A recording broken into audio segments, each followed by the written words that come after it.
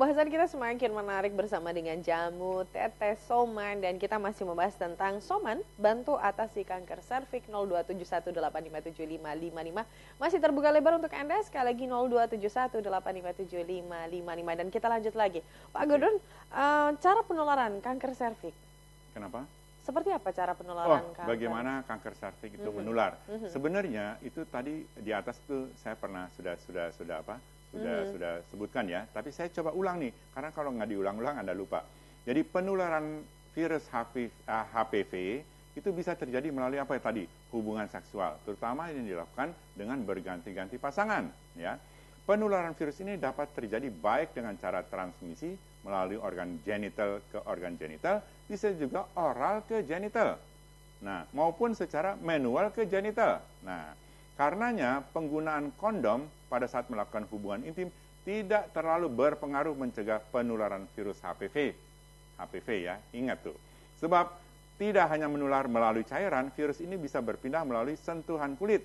Nah, laki-laki hati-hati kalau jajan-jajan di luar. Nah, itu dia.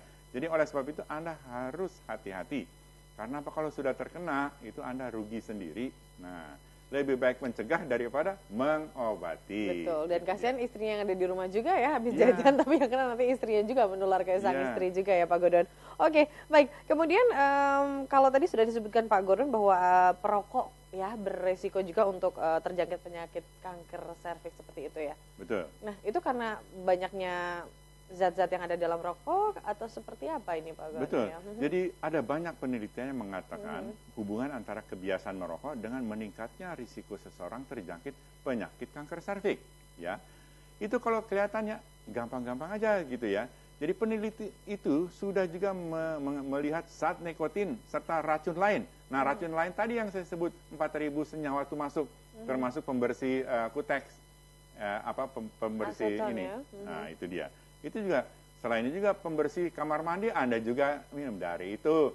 Sebenarnya itu sudah betul tuh dibungkusnya akan membunuh Anda. Memang Anda tuh kalau enaknya minum mengisap itu nikotinnya masuk. Tapi sebenarnya kalau tanpa sadar Anda juga meracuni teman-teman Anda nih. Akhirnya mereka juga jadi apa? Perokok pasif. Nah, oleh sebab itu racun yang masuk ke dalam darah itu melalui asap rokok mampu meningkatkan kemungkinan terjadinya kondisi cervical neoplasia namanya, atau tumbuhnya sel-sel abnormal dalam rahim. Inilah dia kenapa hubungannya dengan kanker serviks ya. Jadi oleh sebab itu Anda harus hati-hati nih yang perokok.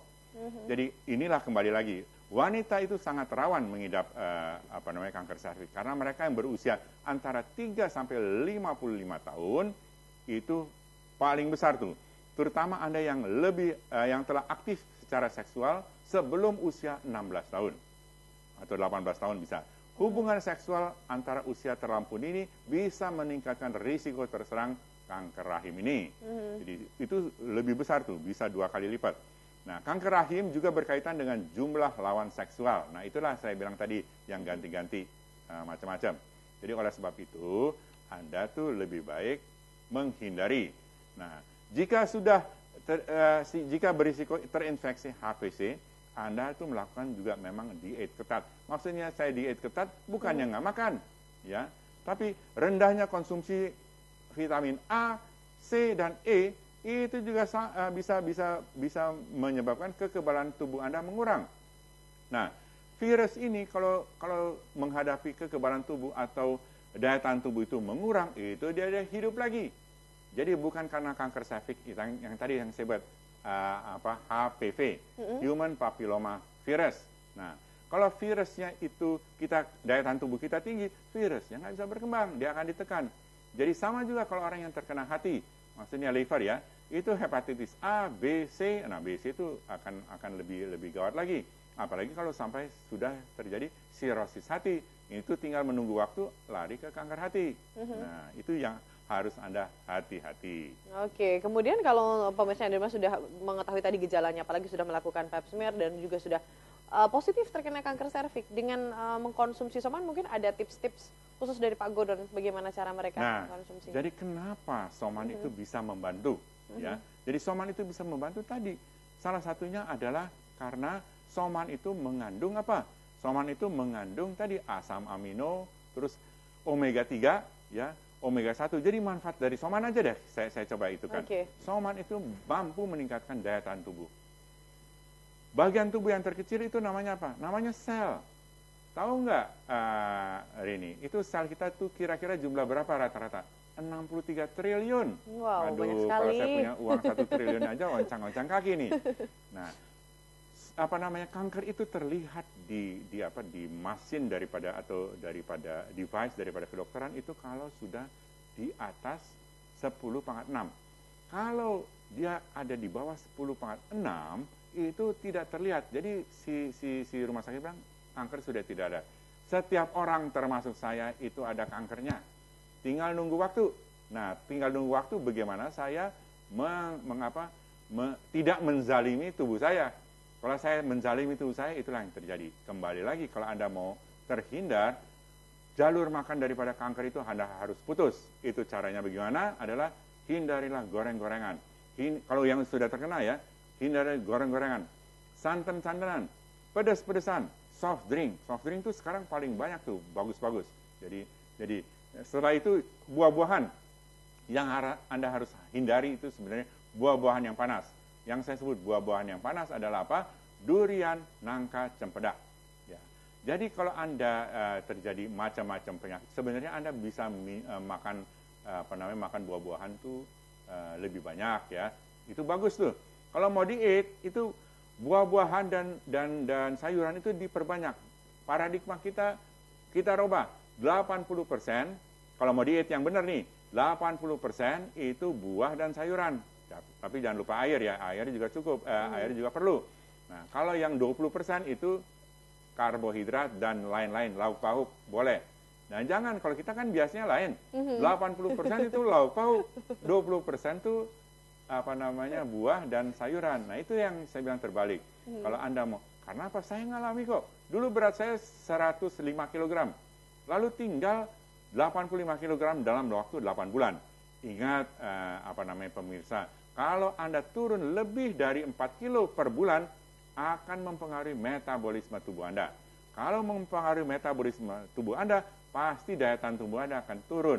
Dari itu, jangan mau terkena reklama ya mengatakan, wah ini bisa turun 15 kilo. Benar, bisa turun 15 kilo. Tapi naiknya nanti 20 kilo, rugi dah kita. Rugi gitu. Banyak ya. Oke, baik, karena waktunya sudah habis, Pak Gordon. Mungkin kesimpulan dan pesan-pesan untuk pemirsa Eda di rumah, silakan Pak. Jadi, Anda tuh jangan ragu-ragu. Yang harus Anda kalau mau sehat ya, pola makan Anda jaga, pola pikir Anda jaga. Tadi yang pola pikir positif. Anda juga harus melakukan olah tubuh. Olah tubuh itu apa? Olahraga. Kalau Anda mau yang paling gampang ya, yang hanya memerlukan 1 kali 1 meter, Anda coba lihat. Anda buka aja di YouTube spasi Gordon spasi Jemat. GORDONDJEMAT. Nah, di sana saya itu nanti akan keluar yang saya sebut senam 312. Nah, kalau Anda sudah senam 312 terus Anda minum soman, itu optimal sekali. Paling sedikit 3 meridian Anda sudah terbuka. Nah, itu yang saya harapkan. Anda coba latihan terus juga. Nah, yang keempat adalah meditasi. Apapun agama Anda, itu Anda bisa. Misalnya Anda beragama Islam, tulis aja YouTube Islamic Meditation. Akan keluar tuh lagu-lagu, cari yang bagus. Nah, caranya bagaimana? Adalah Anda jangan kosong pikiran berhubungan dengan atas. Apa yang Anda mau itu Anda berhubungan ya dengan di atas. Jangan kosong. Ya. Nah, oleh sebab yang kelima adalah istirahat yang cukup. Oke, baik. Terima kasih sekali Pak Gordon ya sudah memberikan banyak sekali informasi yang kita dapat, dan pastinya banyak sekali yang jangan lupa tadi harus selalu bersyukur, mengkonsumsi soman dan dapatkan soman di apotek terdekat atau rumah soman ada di Pasar Gading dan di Pusat Oleh-oleh Jongke. Terima kasih sekali atas perhatian Anda, selalu jaga kesehatan Anda. Saya Rinita Gunawan, selamat malam. TA TV masa kini dan tetap berbudaya.